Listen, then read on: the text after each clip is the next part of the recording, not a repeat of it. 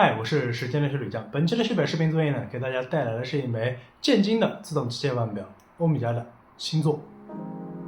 金盘金针搭载的是欧家的自产的2500D 机型。关注我公众号的朋友都知道，前2天我修了一只蝶飞的2500。今天呢，这只星座的2500出了什么样的问题呢？首先呢，就是这枚腕表的手动上链有问题，无法通过旋转把头给手表上链。再一个呢，就是这枚腕表的走时有问题。具体呢，拆开检查，满眼的金属细屑和黑色的油泥粉末，这是长期没有做保养的结果。轮系呢，因为这些脏东西的存在，从而卡住，影响到走时的精准。自动上链部分呢，也有明显的油泥和锈粉。自动换向轮的一边的轮轴呢断裂，这也正是无法手动上链的主要原因。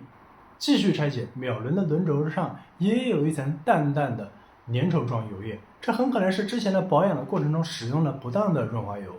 润滑油变质，这也是轮系运转不顺的重要原因。